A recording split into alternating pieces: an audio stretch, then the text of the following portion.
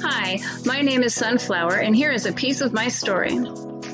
I have been in nursing for more than 30 years and will be using personal examples to cover the topics requested whenever appropriate. In 30 years, I did not earn my RN, but it has always been my dream. Transitioning into the RN-BSN world is not just mastering a new language and opening more doors. It is literally my dream come true. I am at a place in my life where I have everything I have ever wanted and have become everything that I have ever wanted to be. Except I'm not an astronaut nor a solid gold dancer, but that's okay. When I look in the mirror, I love the face looking back at me. I am so proud of her. There is a fair amount of trauma in my life, and to now be standing in this blissful emotion is incredible. It's been a hell of a journey, but here I am. I am absolutely in love with my life, and being a nurse is a tremendous part of that. I knew I wanted to be a nurse early on. I'm just wired for it. There were a series of experiences that brought me to this conclusion, but I'll just share the first one. I was about 5 or 6, sitting in the back seat of my parents' Volkswagen Bug next to my twin. We were first in line, stopped at a red light, waiting to turn left, when suddenly there was a loud, tragic explosion, followed by my mom's screams. Just ahead in the intersection was a motorcycle and vehicle unnaturally tangled up with one another. Out of the corner of my eye, I saw something hit the road just outside my window. I looked. It was a shoe. Probably from the cyclist. I could not figure out how in the world he lost his shoe. I looked at the shoe again and realized that his foot was still in it. This is not a sight for a small child. But I was not horrified. I kept telling my parents, we need to pick that up. He's going to need that. He's going to want that back. My parents, being more squeamish, were not having any part of this. And so my journey begins. I am frequently asked about my name. No, my parents were not hippies. Yes, it's on my birth certificate. No, it's not my stripper name. If I'm honest, my parents were a little hippie-ish, but they did not name me. My elders did. I am American Indian and Buddhist, obviously a little Swedish. Being raised this way has taught me more holistic approaches to nursing, as well as a holistic approach to life.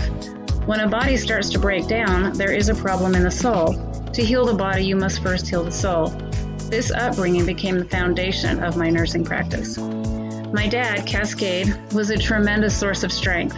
Being native in an all-white Christian neighborhood presented with many challenges. We were not well liked, not well treated. My dad used humor to make things more comfortable. For example, on Halloween, he'd dress as Jesus and would walk solemnly down the streets of Salt Lake City with his bloody hands stretched out. I had no idea what that meant, but it now explains why not everybody actually has a picture of my dad in their house. There's a twin. I thought everybody loved him like I do. This made the mean people cry, and my dad laugh. My brother and I carry this questionable humor and love of pranks with us to this day.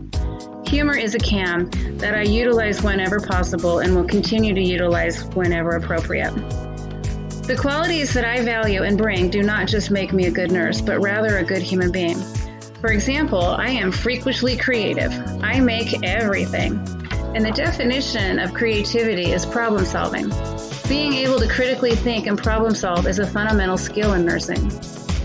I currently have 9 paintings at Seattle Children's Hospital and have published a book or 2 with another in the works. The paintings were not random. I used to live at Children's. When my son and I were successfully discharged, we would make the doctors a gift to bring back to our follow-up appointments. Just a big thank you. But then one day, the painting stopped. I love talking about my little boy, but I don't do it often because it makes people uncomfortable. And I can't stand being told, I'm sorry you lost your son. Muggles, Harry Potter, referencing those who will never get it. Truth is, I'm not sorry. I'm the luckiest woman on the planet. My little peanut had an agreement with God to only be here for 5 years. 1 month, 23 days, 9.5 hours. No, give or take. I had no say in that decision, but out of all of the beautiful mothers in the world, he picked me to spend his whole life with. He picked me, and I still cry every single day. I miss him so much. But I also have a huge smile because he picked me. I am the most blessed woman I have ever met. And he's totally grounded when I get there, after I'm done kissing his face. My experiences with my son directly correlate to the type of nurse I have become and continue to strive towards. Pediatric nurses are a great role model for future nurses. They were a great role model for me. They demonstrate a whole new level of love and compassion for their patients and their families. Their context of nursing reflects different values.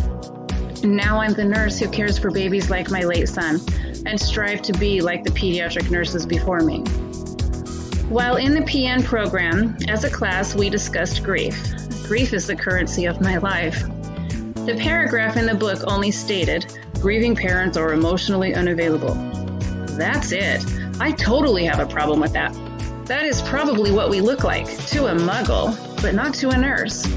I raised my hand and requested to elaborate on the subject from the perspective of a grieving mother. I felt an obligation to educate this room of future nurses on how to handle grieving parents, which turned into an impromptu 40-minute speech on what is actually happening in our unavailable minds. And this is what they need from you as a nurse. For example, don't speak. Their baby just died. Nothing you can say can fix that. Your voice is irritating. Instead, hug them, listen, touch, hold hands, lots. Be present, smile if it's possible, listen more, touch more. They won't hear your words, but they will feel you and resonate with your body language. That touch in that moment is more powerful than you can ever imagine. The baby is no longer your patient. The parents are. Focus on them. This moment in class set a precedence for me. I don't have a fancy certificate on my wall that gives license to discuss these things. Let's just say I'm uniquely qualified. I do counsel grieving mothers to this day as needed. We are our own unique community.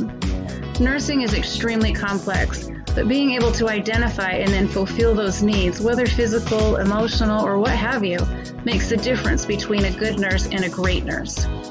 My dad's strength of character and humor, my love of art and creating, my spiritual beliefs, the deep soul-changing events with my late son, and the dynamic pediatric nurses that cared for my son, all culminate into molding me into a great nurse.